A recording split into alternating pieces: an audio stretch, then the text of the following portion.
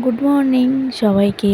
কেমন আছো তোমরা সবাই? আশা করি খুব ভালো আছো, আমিও ভালো আছি। আমার একটি নতুন ছোট্ট চ্যানেলে তোমাদের অনেক অনেক অনেক স্বাগত। তো আজকে সকালবেলা থেকে একটি নতুন, না একদম সকাল না, ওই 10:30 11টার থেকে একটি নতুন ব্লগ শুরু করছি। আজ নীল পুজোর দিন থেকেই শুরু করলাম ঠাকুরের আশীর্বাদ নিয়ে। জানি না কেমন হবে, আর তোমরাও পাশে থেকো, তাহলেই আমি সামনের দিকে এগোতে পারবো। আর এদিকে মা সব পরিষ্কার করছে, ঠাকুরের পুজো দেবে। দেখো গোপু সোনাকে কীভাবে সাজিয়ে সিংহাসনে বসিয়েছে।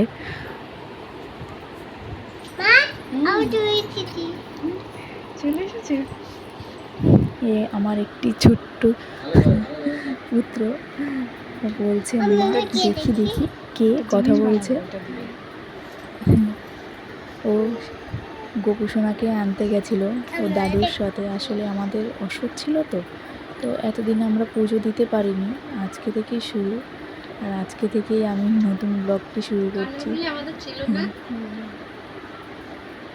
জন্য মা সব পরিষ্কার করে গোপু সোনাকে বসিয়েছে।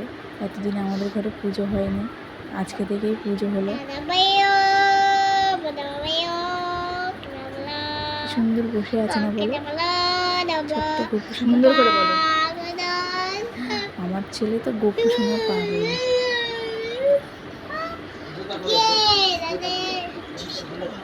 ও এই ছোট্ট গোপালকেও কাউকে ধরতে দেবে না, ও একাই সব কিছু করবে।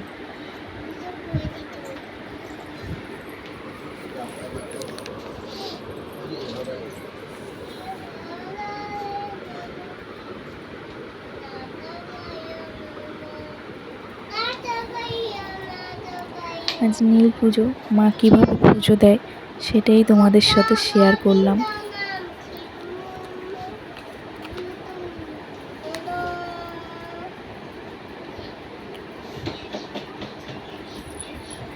গোপু সোনা এতদিন বাড়ি ছিল না, বাড়িটা পুরো ফাঁকা ফাঁকা লাগছিল।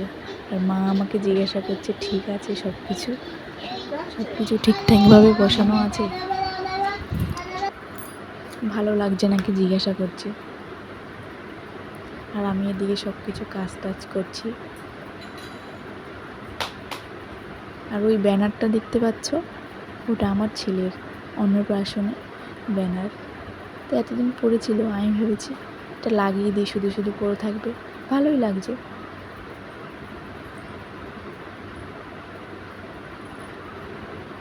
আর মা এদিকে পুজো দিচ্ছে, আজ নীল পুজো।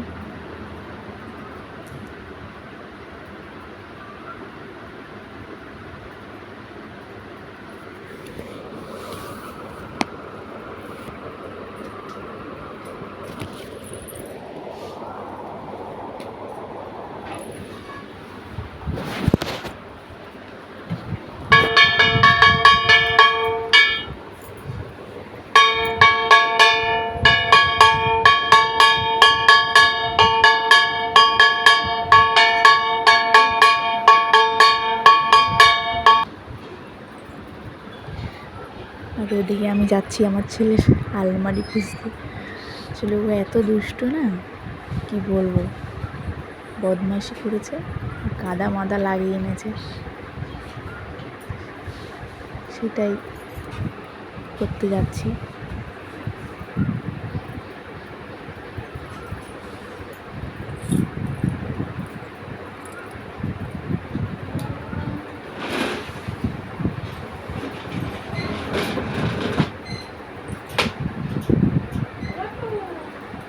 আসলে আমাদের একটা ঘরেই সব কিছু, ঠাকুরও আর আমরাও থাকি, এর জন্য একটু অসুবিধা হয়। এখন ঠাকুরের ভোগ দিল আর দরজাটা বন্ধ করলো, তো ভোগ দেওয়া হয়ে গেছে। এখন দেখো গোপু সোনাকে কত সুন্দর লাগছে দেখতে। কেমন লাগছে অবশ্যই কমেন্ট করো, আর ভালো লাগলে শেয়ার করো, লাইক করো, সাবস্ক্রাইব